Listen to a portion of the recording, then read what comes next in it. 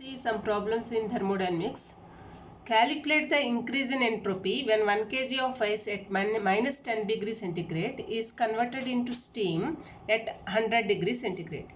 Here the data is given. Specific heat of ice, it is C1 equal to 0.5 kilocalorie per kg. Latent heat of ice, this is L1 equal to 3.4 into 10 power 5 joule per kg. Latent heat of steam equal to 22.68 into 10 power 5 joule per kg. And Joule's constant J equal to 4.2 joule per calorie.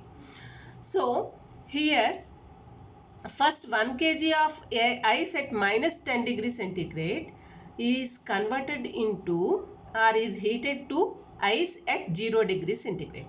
Then it phase changes, that means ice converted into water. So at the same temperature, it is an isothermal process. Next, water at 0 degrees centigrade is heated to water at 100 degrees centigrade.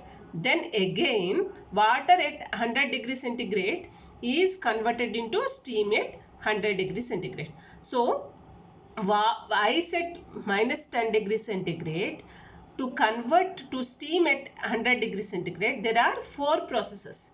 So we have to calculate the entropy in all these processes and we have to add them to get the total entropy. So let us see the first process.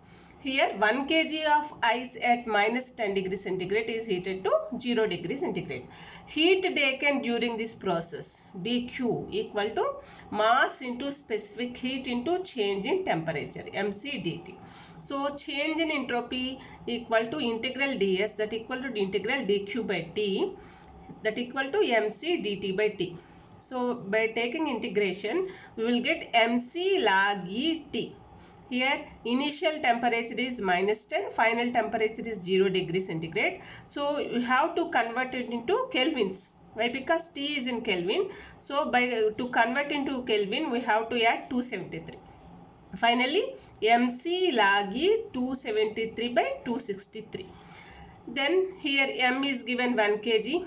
Specific heat of ice C1 equal to 0.5 kilocalorie per kg, 0.5 log E. When you convert into to the base 10, log to the base equal 2.3026 into this value 0.0162. Finally we will get 0.01865 kilocalorie per Kelvin.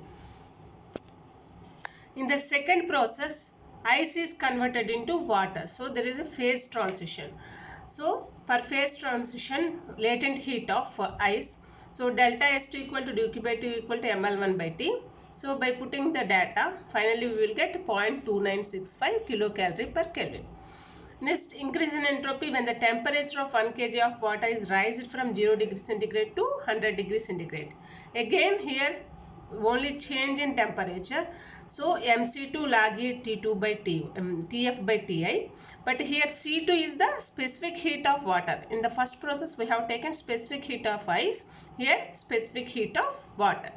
So by putting the data in the formula, finally we will get 0.3109 kilocalorie per kg.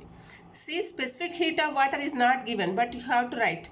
Specific heat of water is 1 calorie per gram. Here calorie is in this problem kilocalorie per kg. So kilocalorie, when you convert into kilocalorie per kilogram, you have to divide by 10 power 3, 10 power 3. Finally, we will get 1 kilocalorie by kg. The last process is 1 kg of water at 100 degrees centigrade is converted into steam at the same temperature. So there is again phase transition from water to steam. So delta S4 equal to dQ by T that equal to mL2 by T. Here L2 is the latent heat of steam. So by putting the data, finally we will get this value. Total increase in entropy is the total entropy occurred during the all processes, these 4 processes. So S1 plus S2 plus S3 plus S4 that equal to 2.03375 kilocalorie. Problem is depends upon Carnot engine. Here a reversible engine takes heat from a source at 570 degrees centigrade and gives heat to the sink at temperature 127 degrees centigrade. So source temperature T1 equal to 570 degrees centigrade and sink temperature T2 equal to 127 degrees centigrade. If the power of the engine is 750 watts, power is nothing but work by time. So work is equal to 750 joules per second. Work is 750. So joules. What is the heat it takes per second from the source? The source temperature T1 equal to 570 degrees centigrade. You have to convert it into Kelvin. So you have to add 273. Finally, you will get 843 Kelvin. Sink temperature T2 equal to 127 degrees centigrade plus 273, 400 Kelvin. Power of engine is given 750 watts. So efficiency is nothing but work done by heat taken from source Q1. This Q1 is the heat taken from source. Work done is nothing but heat taken from the source minus heat given to the sink. Q2 is the heat given to the sink. So Q1 minus Q2 is the work done. So eta equal to 1 minus T2 by T1. That equal to T2 400 by T1 843. So here work done is 750. Power of engine is nothing but work by time. So 750 by Q1, that equal to 443 by 843. Finally Q1 equal to this one. Finally 1427.2 joules.